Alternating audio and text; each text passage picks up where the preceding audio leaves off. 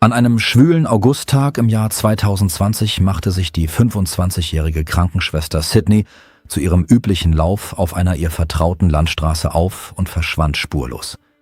Keine Anrufe, keine Nachrichten, nicht der geringste Hinweis darauf, was geschehen war. Ihr Handy blieb stumm, ihre Aktivitäten in den sozialen Netzwerken hörten auf. Für ihre Angehörigen war dies das erste Alarmsignal. Für die Bewohner der Kleinstadt in Arkansas war es der Beginn einer Suchaktion von beispiellosem Ausmaß, wie sie noch nie erlebt hatten. Niemand konnte sich damals vorstellen, dass in dieser Angelegenheit Betrug, eine Fassade der Seriosität, heimliche Überwachung und eine so eiskalte Berechnung im Spiel waren, die kaum zu begreifen war. Doch in diesem Moment gab es nur eine leere Straße, das Abendlicht und eine junge Frau, die nicht nach Hause zurückgekehrt war.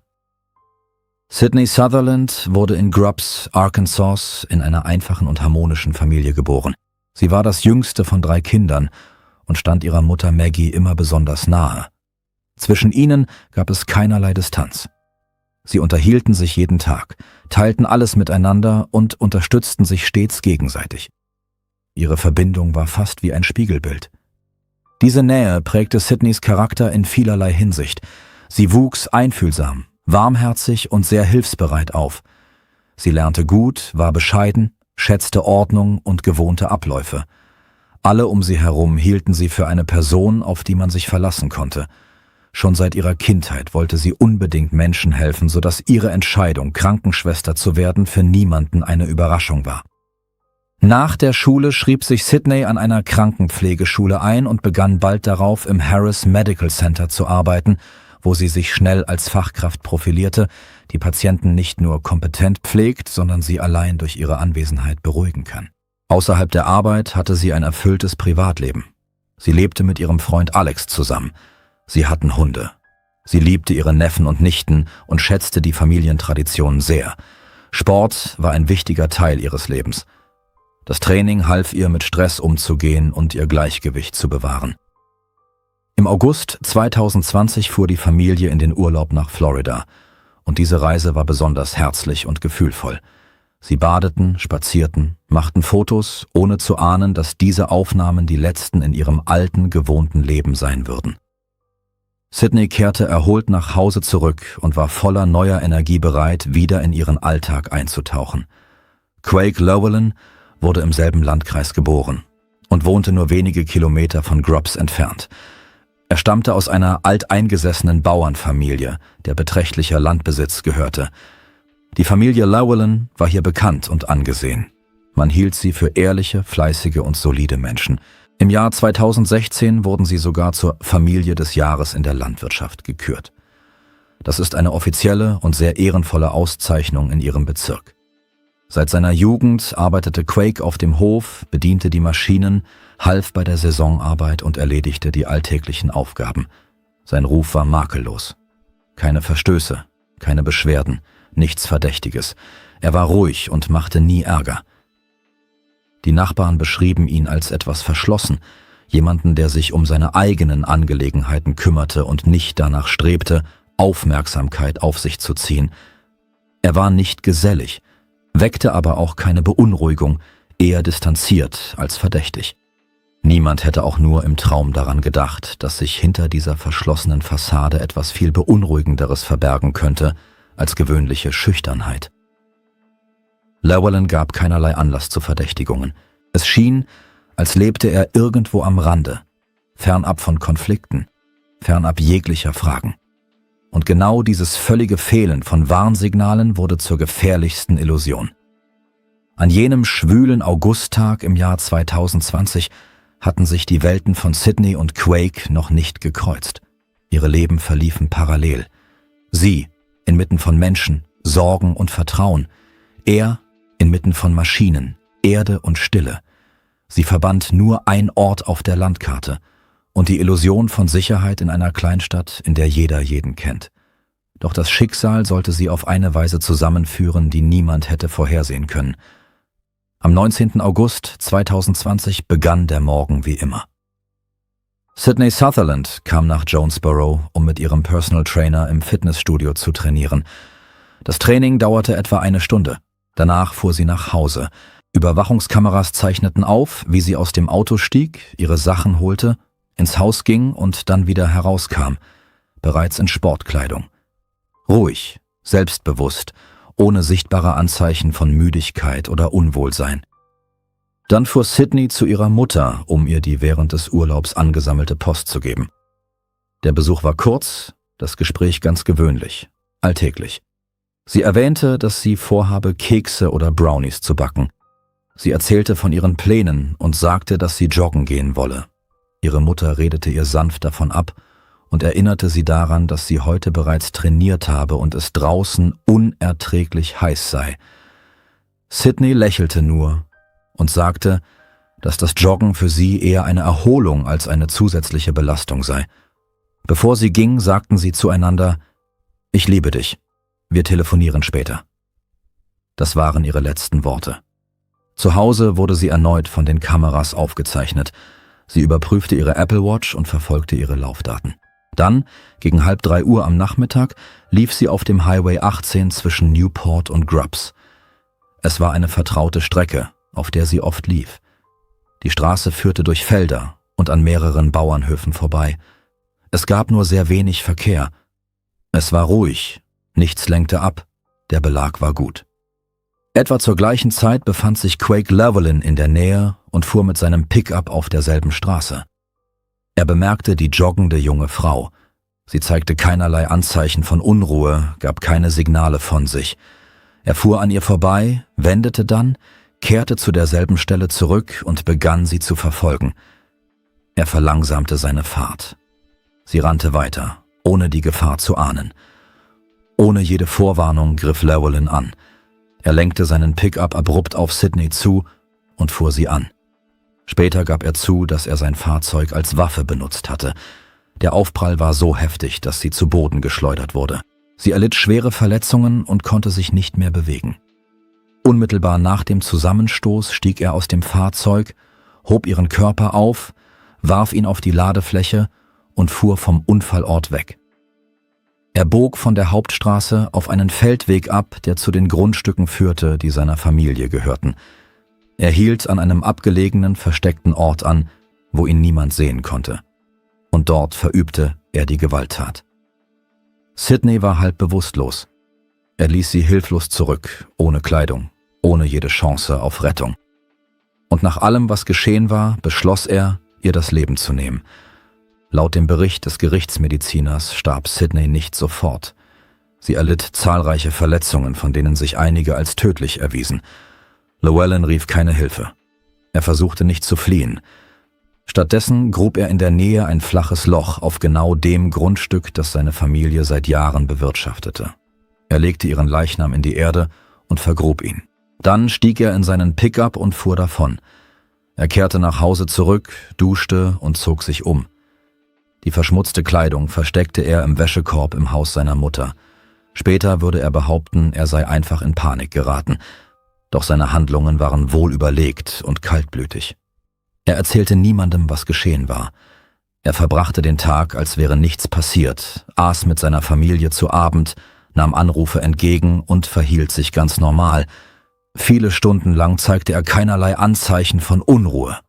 Niemand in seinem Umfeld hätte auch nur im Traum daran gedacht, dass er gerade ein grausames Verbrechen begangen und vertuscht hatte. Sydney Sutherland kam an jenem Abend, dem 19. August, nicht nach Hause. Ihr Freund Alex machte sich zunächst keine Sorgen. Zunächst wartete er einfach ab. Normalerweise hielten sie den ganzen Tag über Kontakt. Manchmal ließ sie mit einer Antwort kurz auf sich warten. 30 Minuten vergingen, dann eine Stunde. Nichts. Keine Anrufe, keine Nachrichten. Ihr Telefon schaltete auf die Voicemail um. Auch in den Messengern antwortete sie nicht. Alex war klar, dass das nicht zu ihr passte.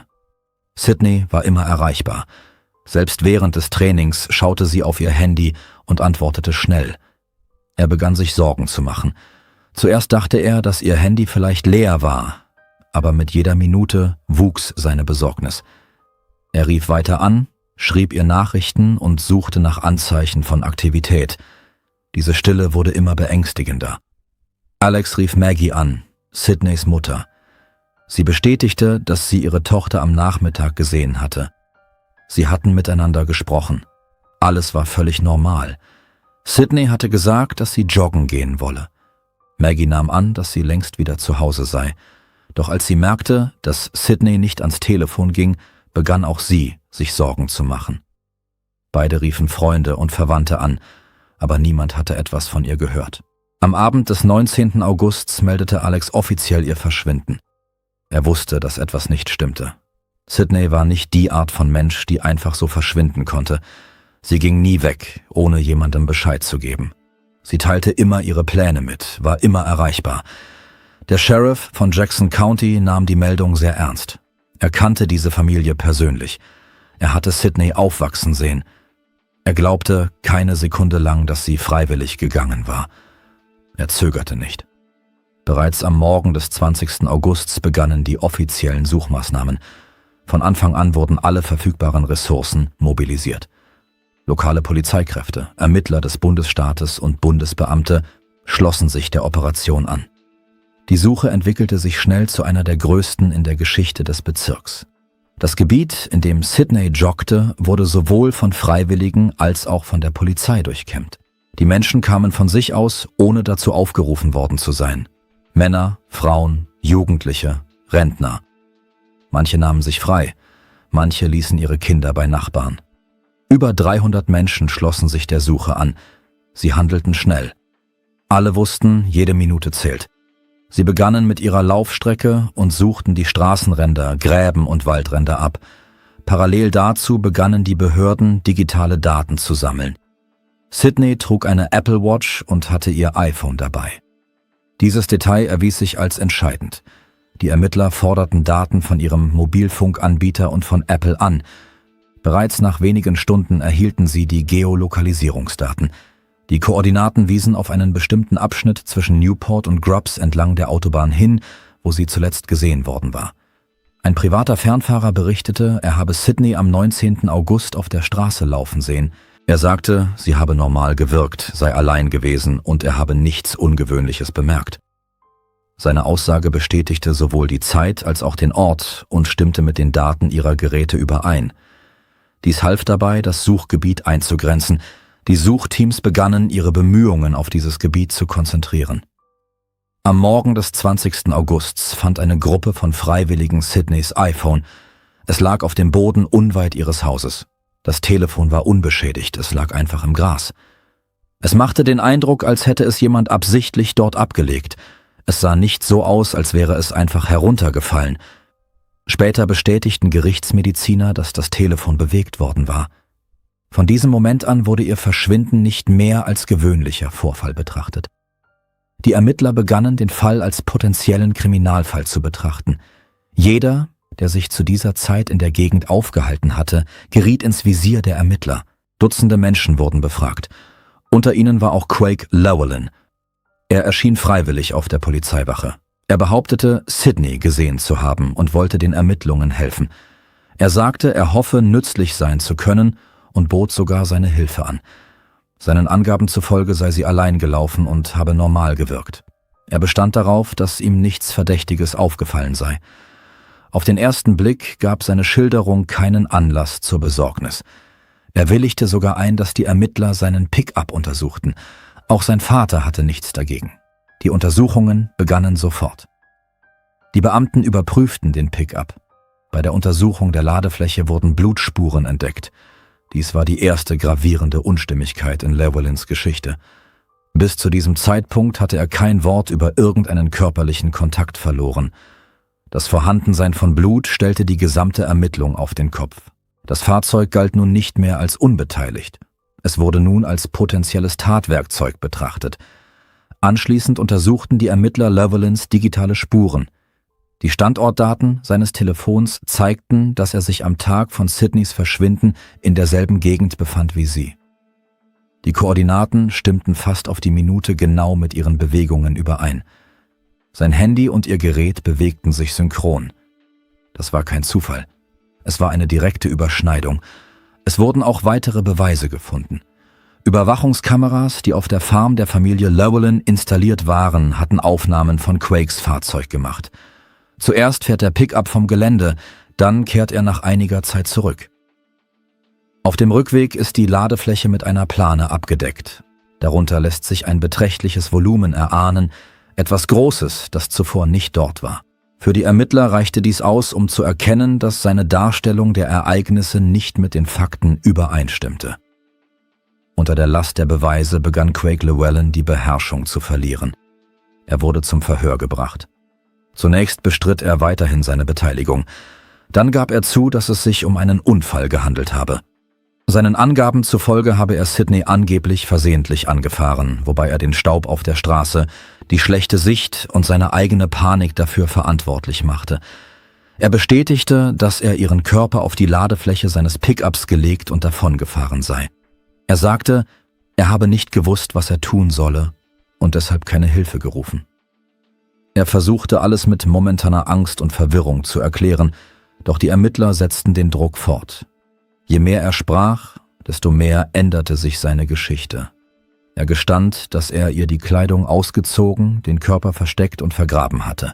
Er erwähnte, dass er die Kleidung, die er zum Zeitpunkt der Tat trug, in den Wäschekorb im Haus seiner Mutter geworfen hatte. Das war keine Panik mehr, das waren wohlüberlegte Handlungen. Der Versuch, Beweise zu verbergen, zu vernichten und Spuren zu verwischen. Bei der Durchsuchung im Haus seiner Mutter wurde ein entscheidender Beweis gefunden. Unter den Sachen befanden sich ein schwarzes T-Shirt und Shorts, die Quake gehörten. Auf der Kleidung entdeckten die Ermittler Haare von Sydney und nachfolgende Untersuchungen bestätigten das Vorhandensein ihrer DNA. Diese Funde brachten ihn in direkten Zusammenhang mit dem Tatort. Alle Puzzleteile fügten sich zu einem Gesamtbild zusammen, Zeugenaussagen, Blutspuren, GPS-Daten und Aufzeichnungen von Überwachungskameras. Die Beweiskette wurde immer solider.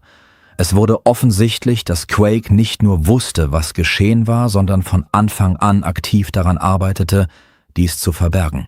Nachdem diese Beweise entdeckt worden waren, wurde Quake zu einer erneuten Vernehmung vorgeladen. Die Spannung stieg. Die Ermittler konfrontierten ihn mit den Fakten, die GPS-Koordinaten von seinem Handy, das Video von der Farm, die Blutspuren im Pickup und die versteckte Kleidung. Seine ursprüngliche Geschichte von einem tragischen Unfall hielt keiner Kritik mehr stand. Er versuchte sich zu behaupten, begann sich jedoch in seinen Aussagen zu verstricken. Und dann kam die direkte Frage: Was hatte er getan, nachdem er Sydney angefahren hatte? Quake gestand, dass er ihren Körper auf ein verlassenes Feld gebracht hatte, das seiner Familie gehörte. Dort zog er ihr die Kleidung aus und verging sich an ihr. Auf die Frage, ob sie zu diesem Zeitpunkt noch am Leben war, gab er keine eindeutige Antwort. Er sagte nur, dass alles schnell gegangen sei und wie in einem Nebel gewesen sei. Dann begrub er sie in einem flachen Grab, da er sicher war, dass niemand dort nach ihr suchen würde. Er gestand, dass er diesen Ort im Voraus ausgesucht hatte. Er kannte diese Gegend gut. Danach kehrte er nach Hause zurück, warf die Kleidung in den Wäschekorb, duschte und aß zu Abend. Er verhielt sich, als wäre es ein ganz gewöhnlicher Abend. Sein Tonfall blieb beängstigend distanziert. Am 21. August 2020, 3 Tage nach dem Verschwinden von Sydney Sutherland, fanden die Suchmaßnahmen ihr Ende. Polizeibeamte und Ermittler trafen an dem Ort ein, den Craig Llewellyn beschrieben hatte. Es handelte sich um ein Feld, das seiner Familie gehörte, weit entfernt von den Hauptstraßen. In dieser abgelegenen Gegend war die Zufahrt schwierig. Nur wer dieses Gebiet gut kannte, wusste, wie man dorthin gelangte. Genau an der von ihm angegebenen Stelle entdeckten die Beamten eine Stelle mit frisch umgegrabenem Boden. Unter der Erdschicht fanden sie ihre Leiche. Die Experten begannen mit der Untersuchung des Tatorts. Das Grab war nicht tief und offenbar nicht darauf angelegt, den Leichnam dauerhaft zu verbergen. Die Leiche lag in einer unnatürlichen Haltung, teilweise von Kleidung bedeckt, die Quake entweder vergessen hatte oder nicht ausgezogen hatte. Alles, was er gestanden hatte, lag nun vor den Ermittlern. Das Team der Gerichtsmediziner begann mit der Untersuchung. Es wurde festgestellt, dass die Todesursache multiple Verletzungen waren.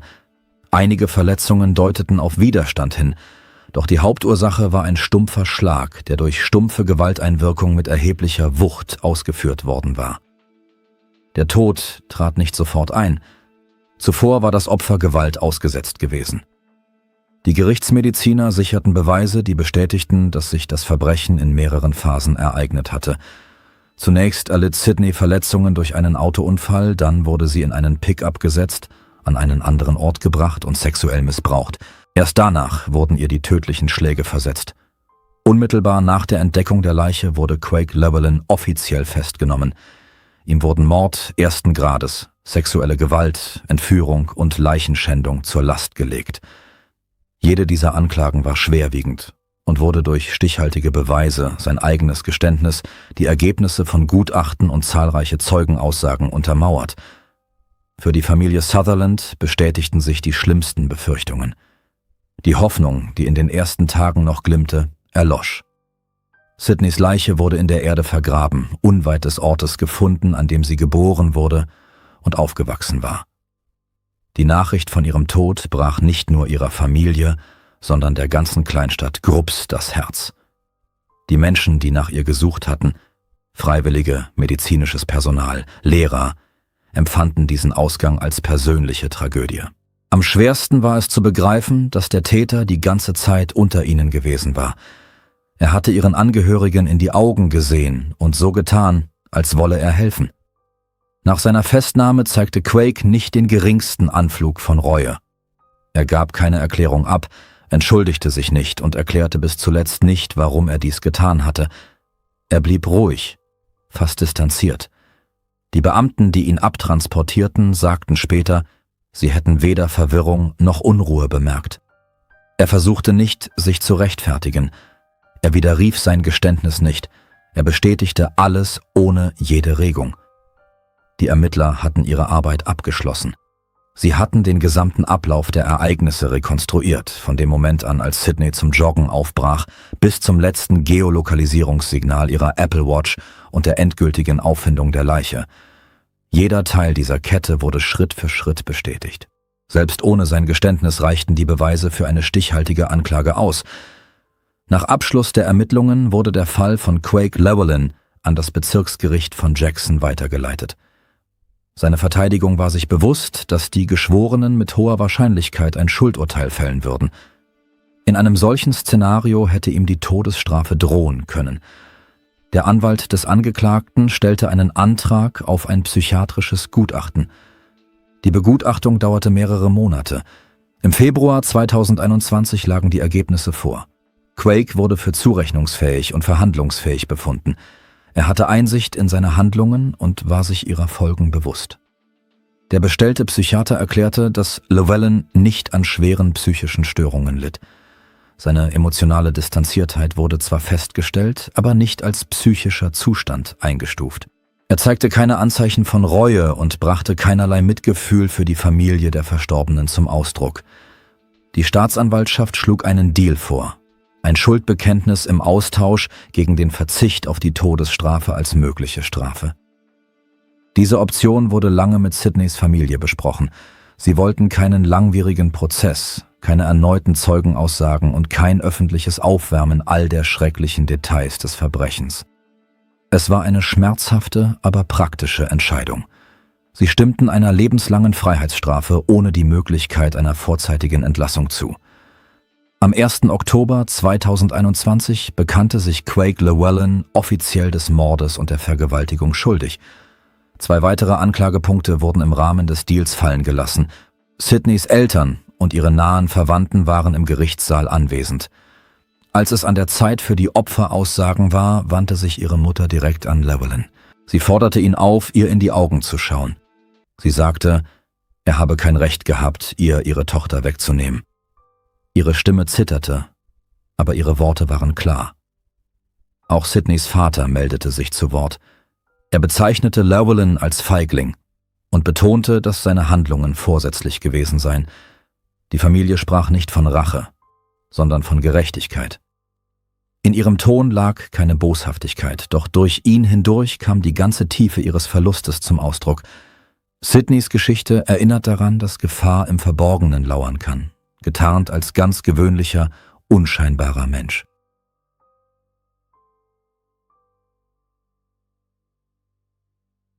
Danke fürs Zuschauen und passen Sie auf sich auf.